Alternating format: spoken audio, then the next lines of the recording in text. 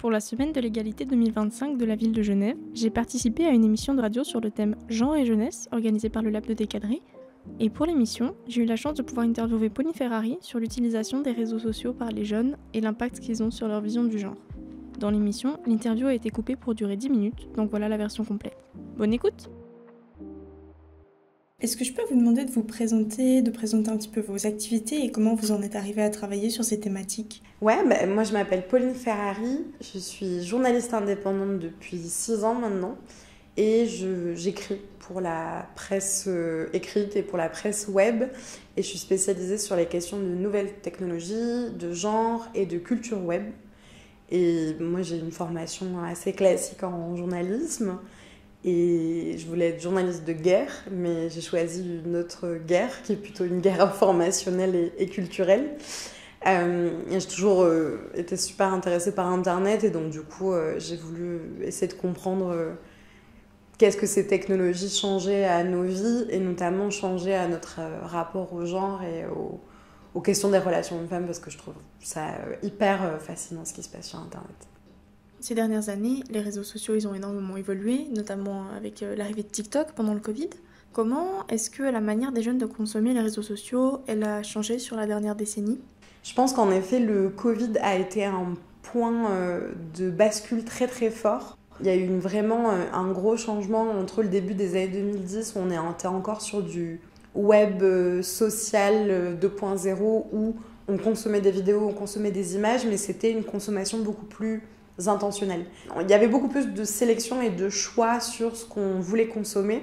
Ce que TikTok a vraiment changé, et particulièrement en plus avec cette période de confinement et donc d'enfermement et de retrait sur les réseaux sociaux, c'est de consommer du contenu à la chaîne, parfois même sans se souvenir de ce qu'on vient de consommer.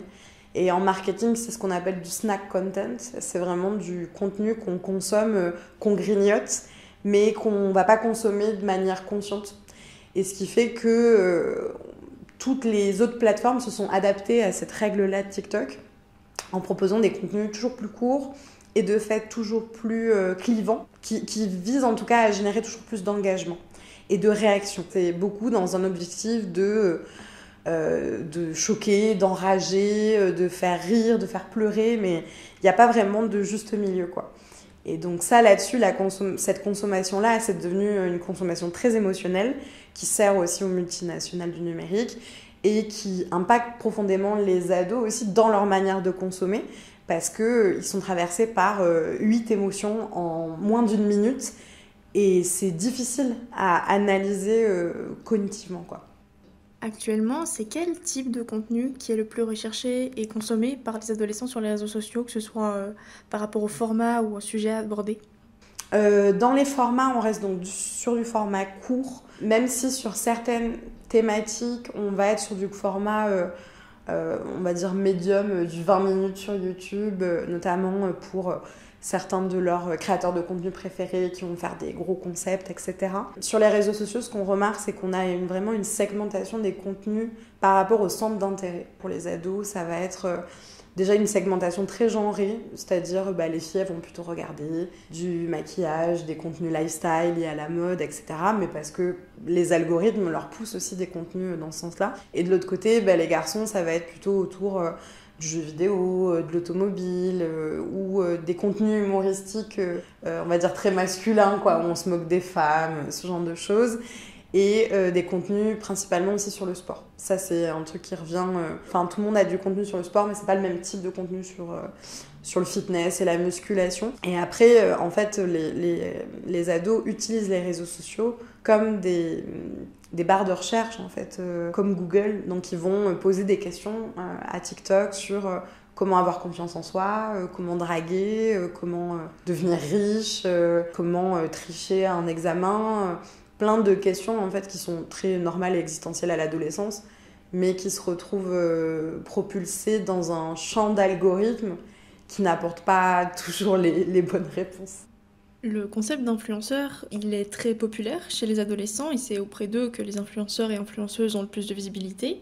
Et souvent, le contenu qui est mis en avant, il est très genré. C'est quel type d'injonction qu'on retrouve le plus dans ces contenus très populaires? C'est quels aspects du genre qui sont mis en avant? Si on résume vraiment dans les gros clichés, si on regarde du côté des filles, parce qu'il y a moins de grosses créatrices, on va dire, chez les filles, que tout le monde va regarder. Là où un Squeezie, par exemple, il va être regardé par tout le monde. Chez les femmes, on va être sur une mise en valeur du travail du corps.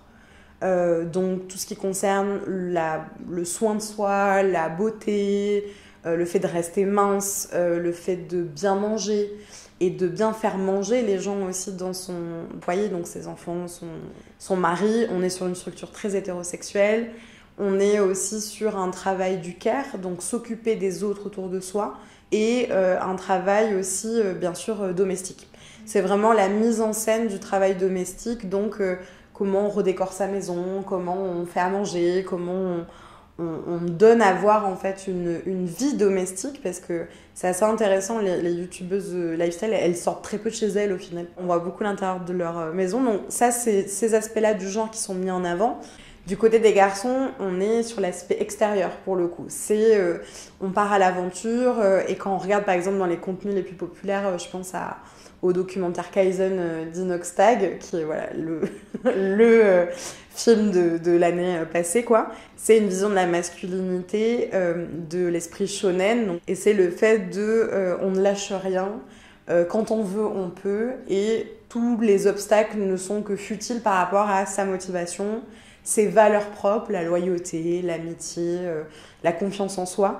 Donc c'est une vision de la masculinité très héroïque, en fait, très gladiateur, très chevalier. Et quand on regarde même ce que les hommes proposent en termes de contenu et la vision de la masculinité qui s'en dégage, c'est pour être un homme, il faut être fort, il faut avoir de l'argent, il faut défendre et protéger les gens autour de soi, il faut être drôle. Et bien sûr devenir riche aussi et savoir se dépasser, peu importe son milieu social d'origine. Dans le contenu qui est posté par les adolescents eux-mêmes, c'est quelles injonctions j'aurais qui reproduisent le plus ? Ce qu'on va constater, c'est que par exemple dans les statistiques qu'on a, les jeunes filles postent beaucoup plus de photos de leur corps sur les réseaux sociaux que les jeunes garçons. Les jeunes garçons vont beaucoup dire que non, eux, ils posent pas trop ou que ça les intéresse pas. Et ce qui conduit aussi en fait à une espèce de vision que les filles, elles passent leur temps à se montrer sur les réseaux sociaux, à faire les intéressantes, à vouloir de l'attention, du like, etc. Mais c'est difficile de leur faire comprendre qu'en fait, c'est parce qu'on est dans une société aussi qui incite les jeunes filles, et dès le plus jeune âge, en fait, à travailler sur leur corps et à attendre la validation des autres sur le fait qu'elle rentre bien dans ces normes de féminité. Donc ça, là-dessus, ça reproduit beaucoup. Il y a aussi des effets de communauté et des effets de groupe qu'on retrouve en fait hors ligne dans des groupes d'ados, notamment les groupes de mecs, où ça s'insulte entre eux, ça se charrie, etc. Et en ligne, quand ils suivent leur streamer préféré ou quand ils suivent le même jeu vidéo, ce genre de choses, c'est la même chose, donc on s'insulte, on se traite de fils de pute, on utilise des insultes hyper sexistes, hyper homophobes. Donc ça, on reproduit en fait des logiques très très genrées qui se passent hors ligne mais en ligne. Et chez les jeunes filles aussi, on a souvent un peu le cliché que les filles discutent beaucoup plus, se livrent beaucoup plus. C'est le cas aussi sur Internet. C'est elles qui vont faire des story time, c'est elles qui vont porter des témoignages aussi sur leur vie. Donc c'est intéressant de voir qu'en fait des choses qui se reproduisent hors ligne continuent à se produire en ligne, mais juste avec d'autres outils et d'autres moyens de médiatisation. Aujourd'hui, en passant même assez peu de temps sur les réseaux sociaux, on peut tomber sur du contenu qui fait la promotion d'idéologies de droite, comme le mouvement de tradwife ou le masculinisme, sur lequel vous avez beaucoup travaillé. Comment est-ce que ces idéologies, qui étaient à la base surtout sur des forums un peu niches, ils se sont immiscés dans le contenu mainstream, qui peut parfois avoir l'air apolitique ? En fait, ce qui est intéressant, c'est qu'il y a deux mouvements qui se sont opérés. D'un côté, les plateformes ont changé. On est passé à un web d'images, beaucoup moins que de texte, donc avec l'apparition d'Instagram, de YouTube, et une puissance accrue des algorithmes aussi de recommandation. Et donc avec ce principe du watch time, par exemple, donc plus on passe de temps sur un contenu, plus l'algorithme considère qu'on l'aime et donc du coup va nous en proposer des similaires. D'un côté, il y a ce mouvement-là, et de l'autre, il y a des influenceurs masculinistes qui ont très bien compris que ce qui se passe sur Internet, c'est une manière de toucher des jeunes, c'est une manière de convaincre, Et c'est une forme de média d'opposition face à des médias plus traditionnels, mainstream, etc. Et donc du coup, c'est ce que fait l'extrême droite depuis très longtemps, a commencé à noyer le public de contenu et à utiliser tous ces outils du web 2.0, 3.0 d'image à leur avantage, en passant par de la désinformation, en passant par du marketing d'influence.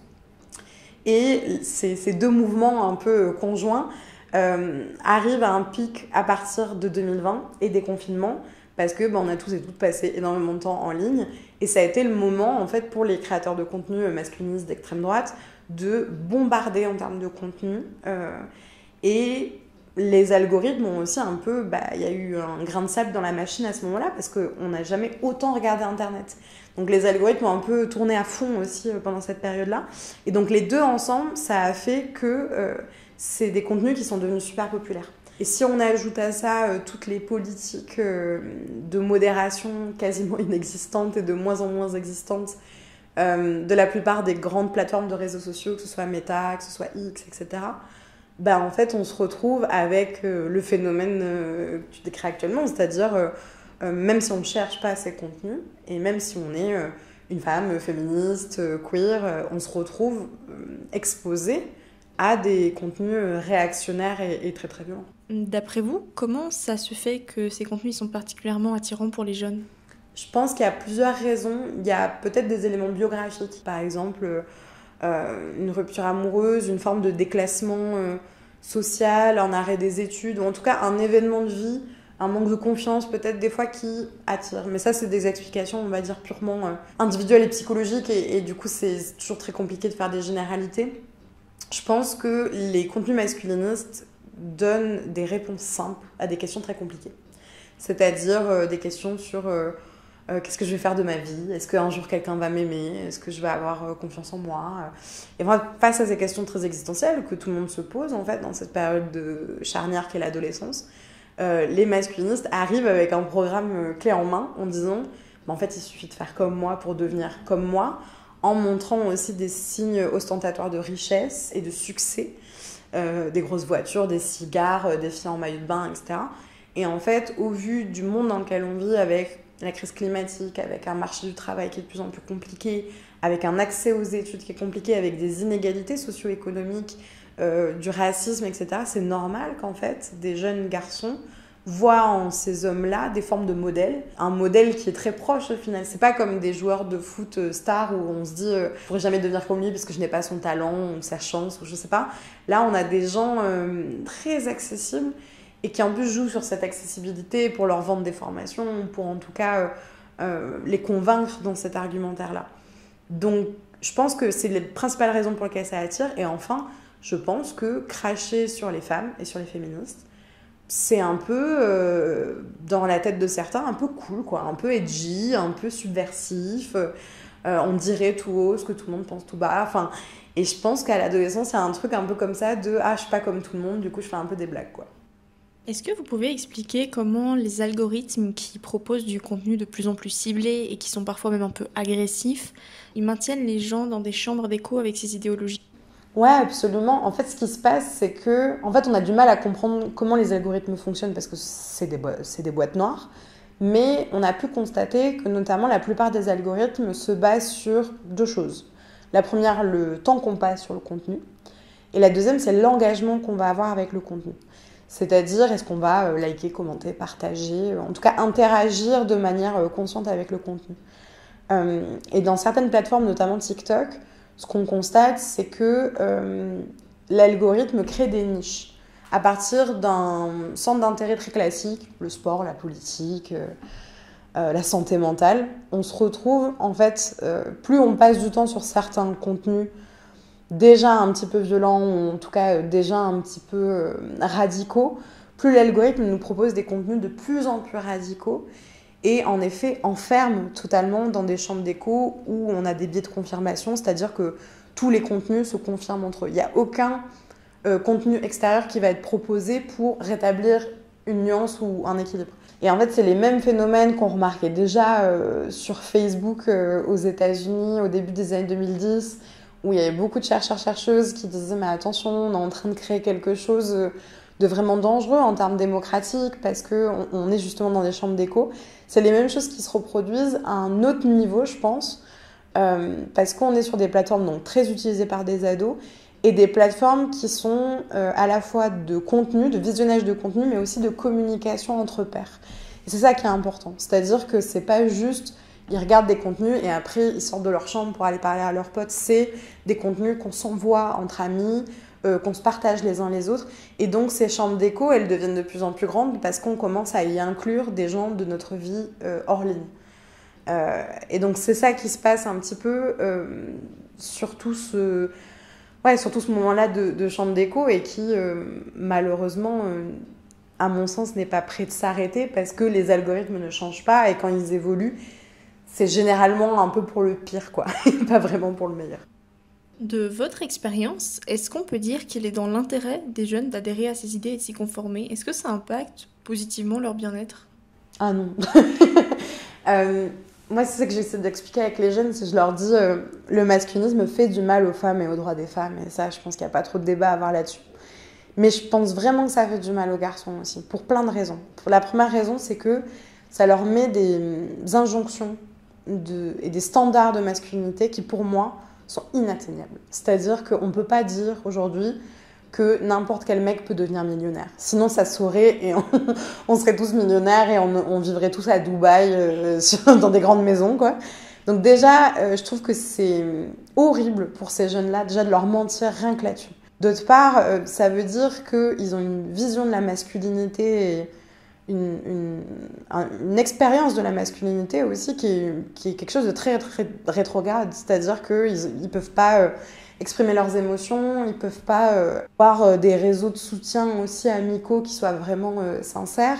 Et puis enfin, les masculinistes n'aiment pas les femmes. Enfin, ils détestent les femmes. Et je trouve ça absurde d'être hétérosexuel, ou en tout cas de se dire hétérosexuel, donc c'est-à-dire aimer les femmes et vouloir avoir des relations amoureuses avec des femmes, et autant les détester. Je pense vraiment que la plupart de ces jeunes garçons qui regardent ces contenus-là, je pense pas qu'ils détestent les femmes. Ils sont amenés à les détester, ils sont formés à les haïr, comme je dis dans le bouquin, mais parce que on leur fait croire des généralités qui n'existent pas d'ailleurs sur les femmes.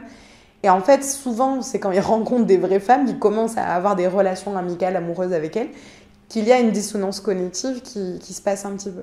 Et je leur dis, mais à chaque fois que j'ai des propos hyper misogynes, je leur dis, mais en fait, ça veut dire que vous n'allez pas avoir de relations très saines ou profondes. Enfin, je pense que être amoureux, c'est partager des choses avec la personne, vouloir se soutenir mutuellement, partager ses craintes, ses peurs. Ça crée une fracture aussi au sein même d'une même génération où filles et garçons ne se parlent plus, ne se comprennent plus du tout. Parce que chacun a des a priori sur l'autre et les garçons ont beaucoup d'a priori sur les filles. Et donc, ça les rend pas heureux. Et je pense que même sur la question de la santé mentale particulièrement, la plupart des communautés masculinistes font quand même beaucoup l'emphase sur des problèmes psychologiques, sur une vision du monde qui est assez noire, assez pessimiste. Certains confient avoir des problèmes de santé mentale, de dépression, etc. Et malheureusement, tant qu'on n'apprend pas aux jeunes garçons à exprimer leurs émotions, à aller demander de l'aide quand ils en ont besoin, en fait, ça les plonge aussi dans ce cercle-là. Donc moi, je pense que les masculinistes, ils sont pas heureux, ils ne peuvent pas l'être, parce que c'est une vision du monde conspirationniste et profondément haineuse. Et je ne pense pas que la haine, ça conserve très longtemps, quoi. Même s'ils sont devenus assez mainstream, ces contenus ils sont souvent recherchés par des jeunes qui ont des questionnements sur des thématiques liées à l'expression de genre ou aux relations. Comment est-ce qu'ils peuvent diversifier les contenus qu'ils visionnent et trouver du contenu qui réponde réellement et sainement à leurs questionnements? Je pense qu'il y a un vrai travail à faire de suivre des contenus féministes. Je pense que aussi il y a plein de ressources qui existent sur Internet de la part d'éducateurs et éducatrices spécialisés en santé sexuelle, en relations, enfin en tout cas qui ont une expertise sur comment on parle aux jeunes et comment on parle de ces questions de genre. Mais je pense que c'est une thématique, c'est pas qu'aux ados de s'en emparer. C'est-à-dire que, bien sûr, on peut faire ce travail-là conscient de dire je vais me désabonner à certaines choses, je vais m'abonner à d'autres choses pour avoir un peu plus de diversité. Mais il y a aussi un travail de dialogue à avoir de la part des parents, de la part des enseignants, enseignantes pour discuter de ces questions-là. Parce que, comme on en parlait, les chambres d'écho, en fait, elles sont tellement fortes. C'est pas en un claquement de doigts qu'on en sort. Et donc, je pense qu'il y a un vrai travail là-dessus qui passe pas que par Internet et qui passe aussi par d'autres formes culturelles et que ce soit des films, des séries, des livres, des jeux vidéo un peu différents, ou en tout cas, voilà, pas que des vidéos sur TikTok. Et il y a des trucs géniaux sur TikTok. Donc, je pense que c'est diversifier un peu ça et pour aussi que les jeunes garçons puissent parler, en fait, tout simplement de... J'ai vu ce contenu-là, ça me questionne beaucoup. Est-ce que c'est vrai que les femmes, elles font ça? Et d'avoir des gens qui en disent non, pas du tout. Et de pouvoir dialoguer de ça, je pense que c'est important. Mais on ne peut pas laisser cette charge-là uniquement aux ados. C'est trop lourd, en fait, comme charge. On vit dans un monde informationnel et médiatique qui est complexe, y compris pour les adultes. Donc, on ne peut pas laisser les ados gérer ça tout seuls, c'est pas possible. Merci beaucoup pour vos réponses. Merci.